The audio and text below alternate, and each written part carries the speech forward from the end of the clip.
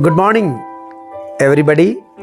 ఉదయకాలపు కృపావాక్యములోనికి అందరినీ ప్రేమతో ఆహ్వానిస్తుంటున్నాం.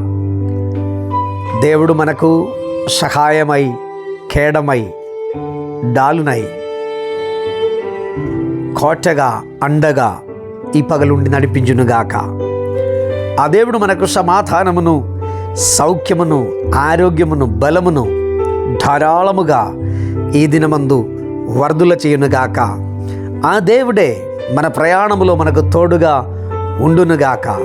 ఆ దేవుడే మన పనులన్నిటినీ సఫలపరచునుగాక. గత రాత్రి అందయు తన కృపచేత కాపాడిన దేవుని మహాప్రేమ ఈ ఉదయమును చూడదగినట్లు మనల్ని కావలి కాశాడు. అందుకే యేసుప్రభు మనలో ఎంతో ప్రేమను చూపిస్తుంటున్నారండి. పరలోక మనల్ని ప్రేమించినట్టు దేవుడు మన మీద ప్రేమ జాలి చూపించినట్లు ఎవరి మీద మన మీద ప్రేమ చూపించేవారు లేదు.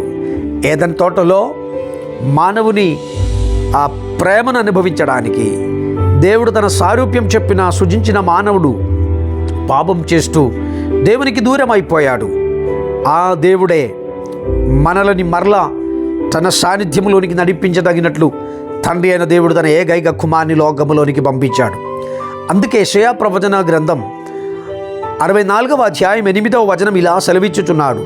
యెహోవా, నీవే మాకు తండ్రివి, మేము జిగడమన్ను, నీవు మాకు కుమ్మరి వాడవు, మేమందరము నీ చేతి పని అయి ఉన్నాము. హల్లెలూయా. మేమందరం నీ చేతి పని అయి ఉన్నాం.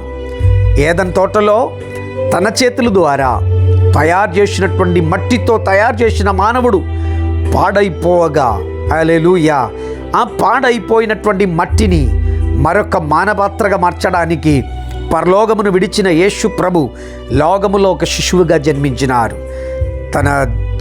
తన బ్రతుకు దినం అంతటిలో 33.5 సంవత్సరాల వరకు ఈ భూమిలో అనేకమైన అద్భుతములను, సూచక క్రియలను చేశాడు. గుడ్డివారికి చూపించి, కుండివారిని నడిపిస్తూ, గుడ్డివారికి చూపించి, చెవిటి వారికి వినగలిగిన శక్తినిచ్చి అనేకమైన అద్భుతములు చేశాడు. చనిపోయిన లాజరును 4 దినముల తర్వాత తిరిగి లేపినాడు. 5,000 మందిని ఆహారంతో తృప్తిపరచినాడు. అనేకమైన అద్భుతములు చేసిన దేవుడు చూపించినదొక్కటే, పాడైపోవుచున్న మానవుని మాన్యత కలిగిన పాత్రగా మార్చాలని. అవును నా ప్రియమిత్రమా, యేసు ప్రభు మన కొరకే తన పరలోకపు మహిమను విడిచి లోకములోనికి వచ్చాడు. ఆయన మన కొరకు అనుభవించిన త్యాగం, ఆయన మన కొరకు అనుభవించిన వేదన, ఆయన మన కొరకు అనుభవించిన సకేలము మనలని ఆ మాన పాత్రగా మార్చడానికే, తండ్రి అయిన దేవునికి ఇష్టమైన పాత్రగా. తండ్రి కోరుకున్నదొక్కటే, నా మాటలు అనుసరించుచున్న, నా అడుగుజాడలు నడుచుచున్నటువంటి పిల్లలుగా నన్ను వెంబడించు వారు ఉండాలి. ఆమేన్, హల్లెలూయా అని కోరి తయారు చేసినటువంటి మానవుడు ఏదెన్ తోటలోనే ఆ గొప్ప సాన్నిధ్యమును పోగొట్టుకుండగా, ఇదిగో కృపాయుగములో బ్రతుకుచున్న మనలని దేవుడు ప్రేమతో ఆహ్వానిస్తుంటున్నారు. నా అడుగు జాడల్లోనే నడవండి.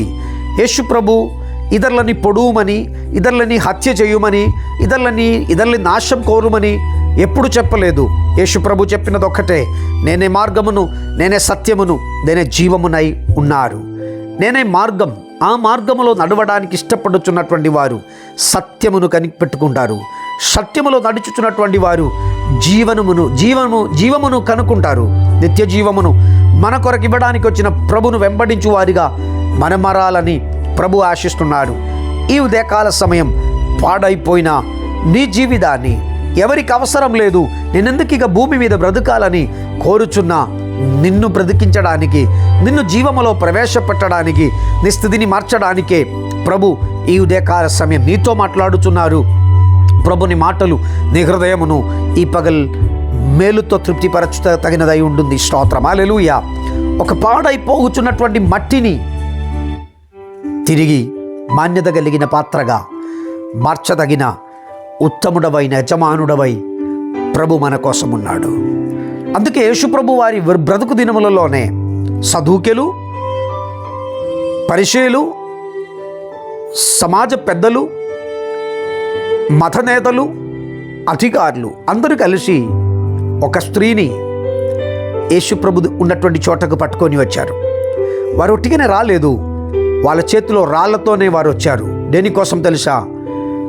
బరేషు ప్రభుతో ఇలా మాట్లాడారు, మోషే ద్వారా మాకు ఇవ్వబడిన న్యాయశాస్త్రం ఇలా సెలవిచ్చుచున్నారు, వ్యభిచారములో పట్టబడిన స్త్రీని ఇక మీదట భూమి మీద ఉంజనీయకూడదు, రాళ్లతో కొట్టి చంపాలి. నీవేం చెప్తున్నావు?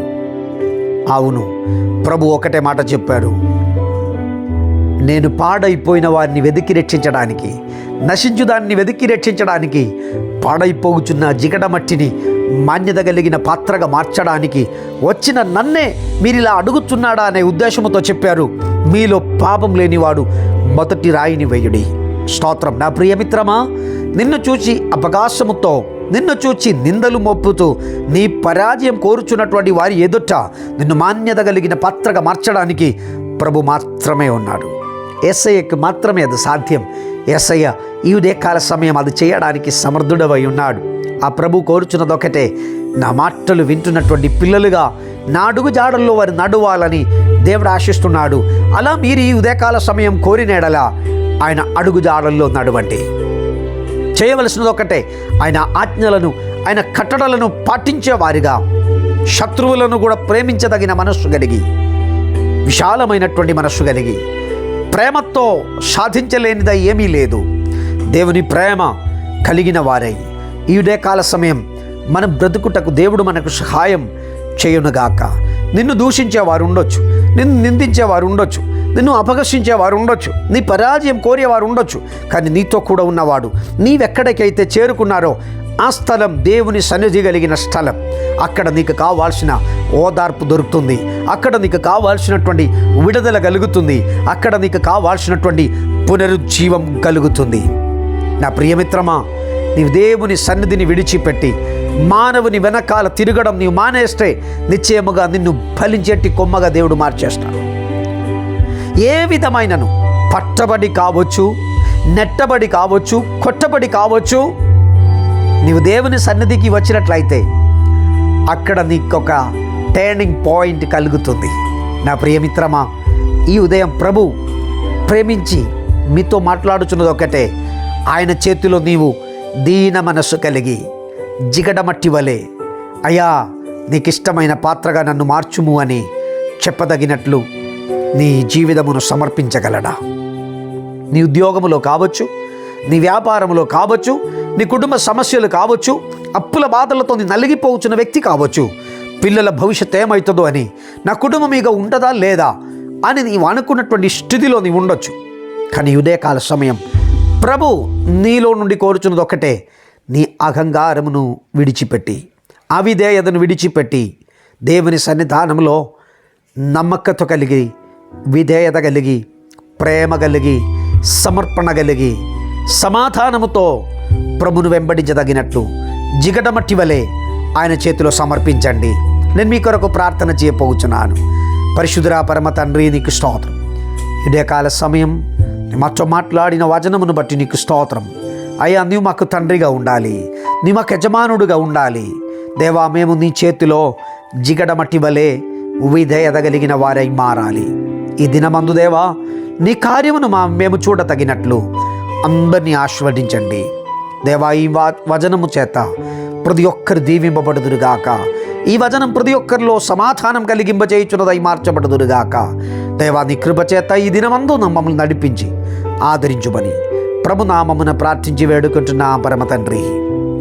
Amen, amen. God bless you and bless you. దేవుడు మిమ్మల్ని, మీ కుటుంబమును ఈ దినమందు సమృద్ధిగా దీవించునుగాక. వ్యత్యస్తమైన సందేశములు రోజు మీకు దొరకాలని మీరు ఆశించినట్లయితే ఛానల్ సబ్స్క్రైబ్ చేయండి, బెల్ ఐకాన్ నొక్కండి, లైక్ అండ్ షేర్ చేయండి. అంతే మాత్రం కాదు, మీ సజెషన్స్, ప్రార్థన మాకు తెలియచేయండి. దేవుడు అందరినీ సమృద్ధిగా దీవించి ఆశీర్వదించునుగాక. God bless you.